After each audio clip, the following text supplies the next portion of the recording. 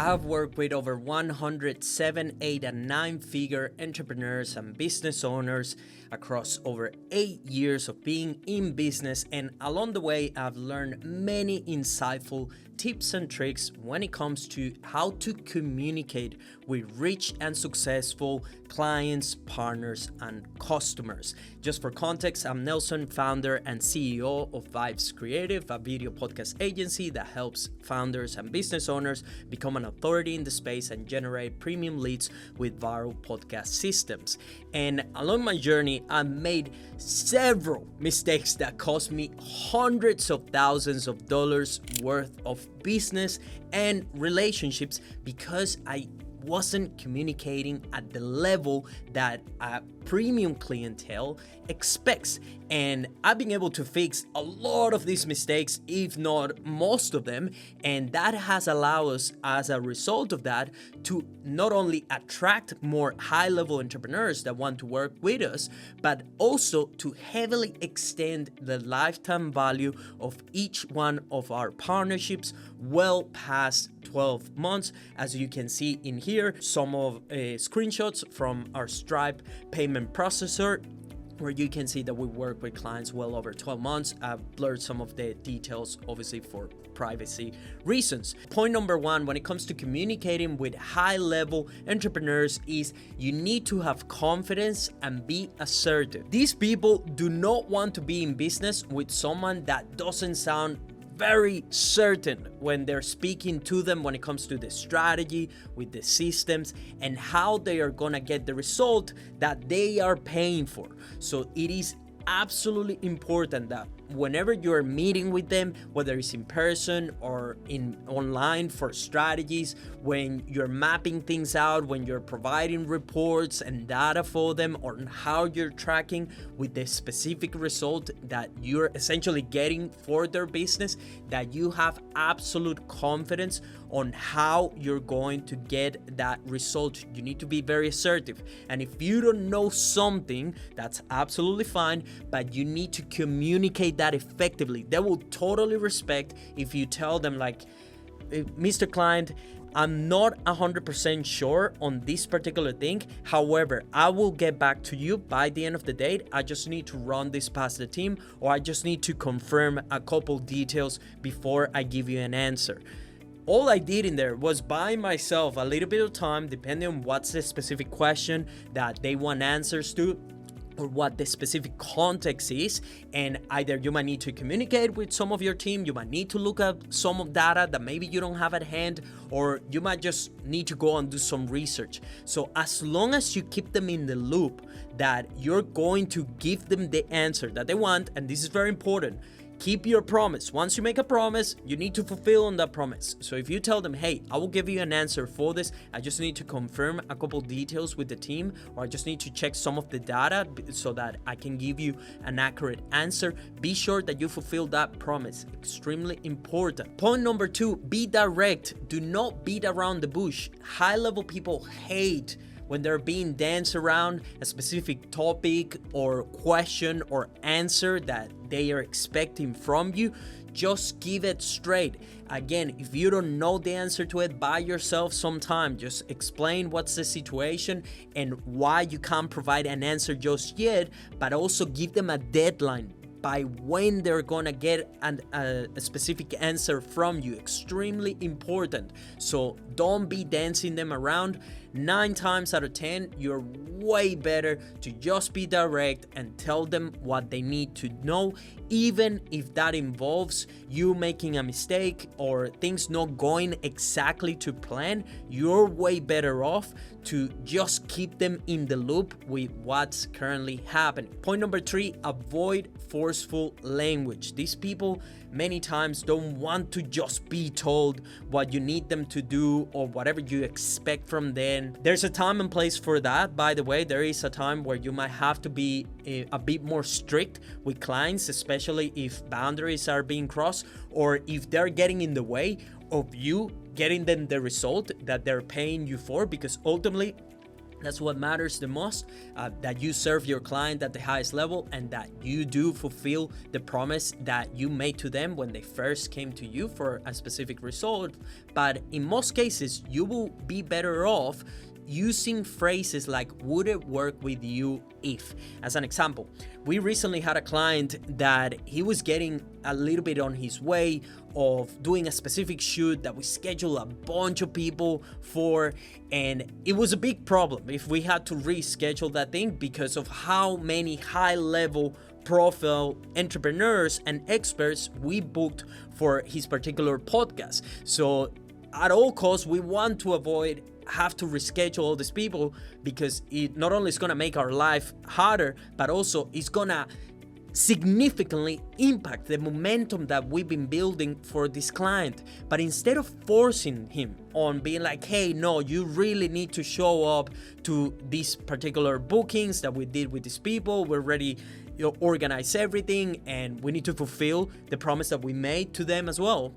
Instead of using that forceful language, what we're doing is helping him overcome all the things that are in his mind being a big deal of why this shoot cannot take place, which honestly were not a big deal at all. So we provided solutions to it. Hey, we said like, we can organize to pick you up. Hey, if your kids can't even go to school, that's not a problem. We can have them in the studio. We have a team member that we can allocate to the teams. So we were finding a solution to every single problem that he was presented that ultimately is just preventing him from getting the result that he's paying us for.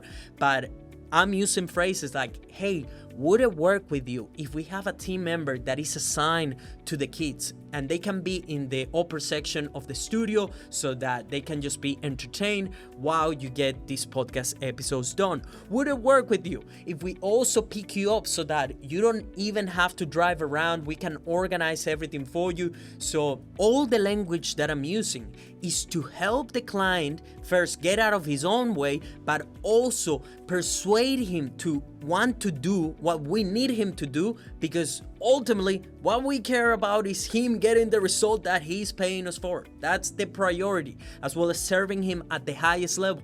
And sometimes that means that you have to persuade your clients with language that is not forceful, is more working with them to solve the problems that they might be getting in the way of them doing what you need them to do in order to provide them with that specific result. Point number 4, respond fast. Speed is everything to high-level business owners. I've seen so many businesses, agencies that take over a day to give an answer to one of their customers or clients.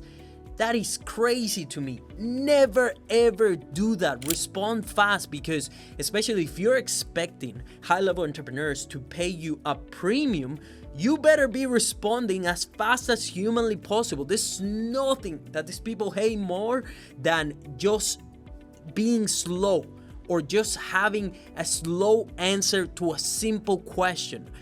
We have a 5-minute response time with all our clients and partners. So that's how strict we are with that, because we know that our competitors are way too slow at giving answers, and we know that they hate that. So the best way to combat that is to give them the fastest humanly possible response to the answers that they have. We respond within 5 minutes. We have several team members assigned to the Slack channels, so no message goes under the table or unseen.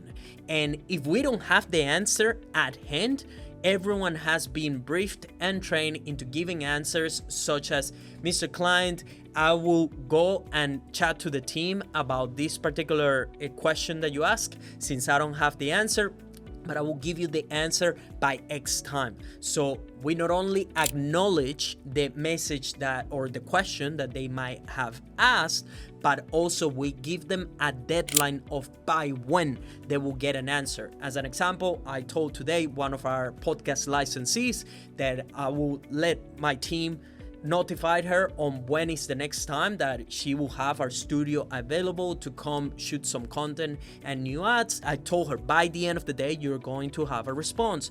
By the end of the day, in fact, sooner than that, because ideally you want to also exceed expectations with your response. Our team organized that time for her to come shoot around, and we fulfilled our promise. So be extremely fast with your responses. Point number 5, eye contact and body language are crucial. These people are paying attention to every little detail, especially when they're meeting you for the first time. They're literally scanning you from head to toe, looking for confirmation that you are in fact an expert at what you do and that their business is safe by giving you money and that they can trust that you will get that particular result that they are paying you for. So you need to be absolutely sharp and you need to exude confidence when you're meeting with these people, either in person or over Zoom meetings. Number 6, don't over-explain. I cannot tell you how many times I got into trouble or some of my team got into trouble because they were over-explaining things that the client didn't even needed to know, or it was not helpful at all for a particular problem that we're trying to solve, or it's just getting us into rabbit holes and extending meetings more than what they need to be, just because we over-explain things. So just keep it straight to the point. Again, be direct, be confident, be assertive, and do not be talking more than what you need to, because in many cases, it might get you into trouble. Number 7, read between the lines.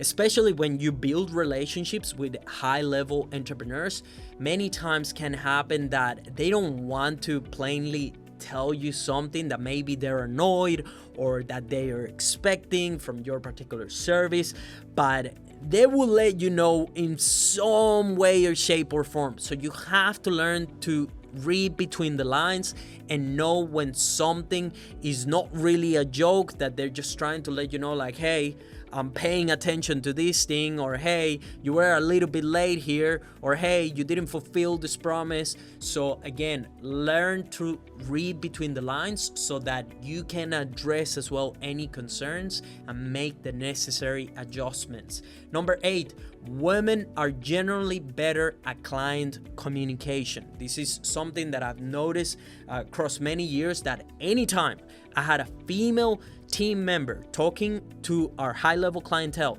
especially in men in general, but it works the same thing with women as well, they just tend to be a bit more receptive with general communication. And especially when it comes to like the way they can simply fluff things out a little bit, just be a little bit softer. Especially, you have to think of high-level entrepreneurs. They're having busy days. They're trying to conquer the world. They're on a big mission. They're building empires. So when you reach to them, usually if it's just a really nice way of doing it, there's something about a feminine energy coming to them that just puts them at ease, especially if it's just general communication. And this works extremely well as well when you need to give them a call. If you need to call them and they're having a busy day, sometimes they're having a terrible day. Things are not working out for them and they don't want to hear another dude like, hey man, I just wanted to check how's everything. If there is a feminine voice on the other end of that phone that is just saying like, hey, I'm so happy to talk to you. I just wanted to give you X update, or hey, I just wanted to hear back from you because you haven't got back to us on Slack. They tend to be put at ease. They tend to be super understanding, and usually it is just like adds a little bit more of peace to their day. So again, this is just something that has worked extremely well, and it's just having women taking charge of general communication with high-level entrepreneurs. Point number 9, empower them, be inspirational, and bring out the best in them. None of these people want to be treated first like garbage, but second, be in business with someone that is so dull, like so lack of energy. Be the kind of person that anytime they speak to, they feel fueled. They feel like they're ready to take over the world, that like their day should be a little bit better because they spoke to you. When I show up to a meeting with one of our clients, I make sure that I leave them better than what I found them. I make sure that I put the fire on them if they're having a difficult day, or maybe they woke up on the wrong side of the bed. I try to address those behaviors, and because I build relationships with my clients and partners, I know when something's off. You know when he's having a difficult day. I ask them, I address it. I check, hey, is everything okay? You seem a little bit down today. What can I do to bring that energy up? Hey, how can I make sure that by the end of this call, you're ready to take over the world? Be that kind of business that when someone comes to you, one of your clients or customers, anytime they finish communicating with you, they feel better, they feel empowered, and they're ready to take over their industry. Point number 10, take ownership of your mistakes. Extremely important.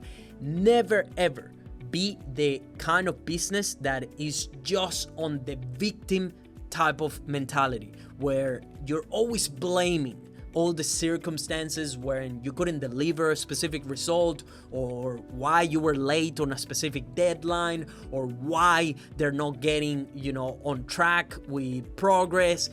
Never ever be blaming all the circumstances. Of course, give context to why something is happening, or why a specific thing is taking place or getting in the way of them getting the result that they're paying you for, but always take ownership. Rich people hate victims and people that are always blaming everything but them. Point number 11, do not be apologetic, which might sound a little bit contradictory to what I just explained on the latest point, but the difference here is that you don't want to be the kind of business or person that is always apologizing. Oh, I'm so sorry we did this. Oh, I'm sorry this happened. I'm really sorry we messed up in here. Of course, acknowledge the mistake, but ultimately, they don't care about an apology. All they care about is you fixing the particular problem or mistake that took place, and they just want to know that it's not going to happen again. This is ultimately what they care about. They care about you acknowledging the mistake, taking ownership for it, and explaining what you're going to do in order to prevent that mistake from happening ever again. So anytime we have made something that hurt either the result of a client or something that ultimately came back to us, we have explained the client what happened, and we have literally laid down a clear plan of what we're going to implement in our processes and within our team so that that mistake never ever happens again. Point number 12, set up clear expectations. This is extremely important, especially when you're onboarding clients, that expectations are absolutely clear on how long it takes to get a specific result, on what they can expect along the way, to bringing things up that are going to happen because you probably have been in your particular industry long enough to almost being able to predict the future. At this point, I'm almost like a podcast truth teller, because I've helped that many businesses and founders build their online authority and generate premium leads with our podcast systems, that I can almost predict the entire future for the 12 months. So I can tell them the things that they need to know in advance, or some of the potential risks and challenges that we might face along the way, so that I can set up clear expectations and is never a surprise that could be negative in our communication and our relationship together. Point number 13, stay professional. Do not ever make the mistake of thinking that this is just a friend. It is very common to happen, especially as you build longer relationships with your clients, that sometimes it can start feel more like a friendship. Remember, your client, your customer is paying you to be served at the highest level. They are paying you to get a specific result. So although, yes, you want to have the kind of relationship where the client can be absolutely honest with you, that they can be direct as well with you, that there's nothing being hidden that is important for you to know as well. But ultimately, you want to stay professional, because the client doesn't care about the things that are going well for you or the things that are going bad in the background. They care about you being able to deliver for the thing that they're paying you for. So always stay professional, but again, also know that you do need to build a deep relationship with them. So don't just get confused on the difference between a friend and a business relationship where you're expected to deliver results, but also as well, don't go overboard and not care for them like they were family to you, especially if you're working on long-term relationships with high-level entrepreneurs. Point number 14, sell them on your ideas, strategy, and approach. Sometimes clients and customers can forget that you are the expert, that they are paying you for a specific result. It is your responsibility to sell them on the particular strategy and approach and system that you're suggesting to implement in order to get them the outcome and result that they are paying you for. Never assume that they will follow everything blindly. Sometimes they will question things. Maybe they have tried a particular strategy that you're suggesting and it didn't work in the past. You have to have absolute conviction with your system, because you have done it enough times to know what they need to do and how they need to do it in order to get the result that they're paying you for. But always sell them on why that's the specific strategy that we need to take, or the course of action that needs to be taken in order for them to see the outcome that they're paying you for. Point number 15, sell your team to them. This is absolutely crucial. We lost a client in the past because we introduced a new team member in the picture that, by the way, we were training for over 6 months to be a social media manager and to be fully up to standard of how we do things and basically how we serve clients at the highest level. But because we didn't sell the team member properly, the client just thought that we brought in some junior that was taking over her podcast content ideas and the strategy, and they just made this whole movie that we just placed someone that was not gonna help them get the result that they were after, and we lost that client. And the easy way to avoid that was simply giving more context of, hey, I want you to meet this team member that we've been training for over 6 months. It has served many clients in the past. This is some of the results that they've been able to achieve. They have been briefed on all your strategy, all your goals, and they're super excited to help you get XYZ result. So here's what you can expect from their end.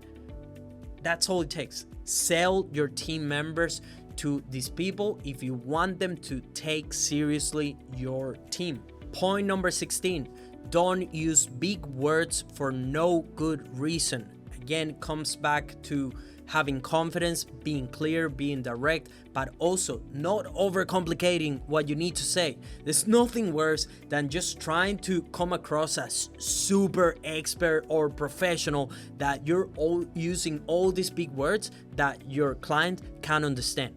And you're literally asking, which you should be, you should always be asking for confirmation when you're explaining something. Hey, did that make sense? Did I explain myself correctly? Do you get what we're trying to do here? And hearing no, I didn't get it. I didn't understand. So again, keep your language simple enough that they can understand everything you need from their end or what you're trying to do in order to get them a specific result. Be intentional with the words that you use and don't overcomplicate things just because you want to come across more professional. Point number 17, remove filler words at all costs. There's nothing on this planet that will kill your status and authority faster than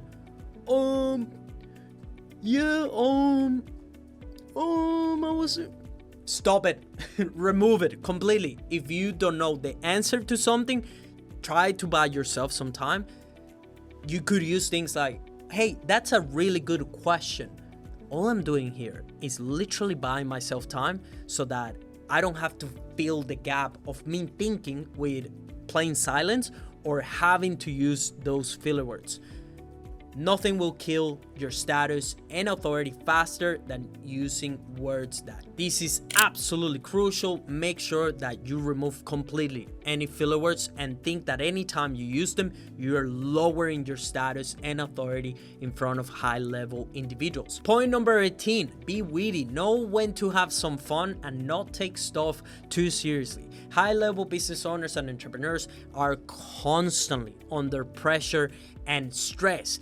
And although they expect you to be absolutely professional and get them the result that they're paying you for, they also want to be in business that people that are awesome to work with and fun to be around. So never go too much on the professional side of things to the point that you are too dull or you're just making things not really fun.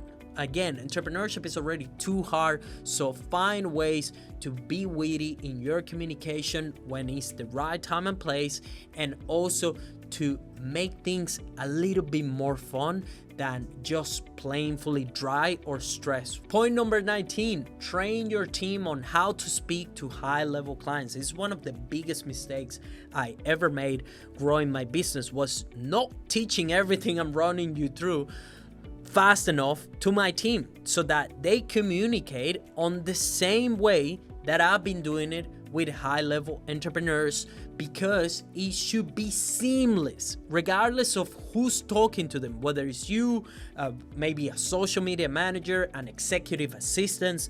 Everyone should have their own personality and flavor to their communication, to their client experience.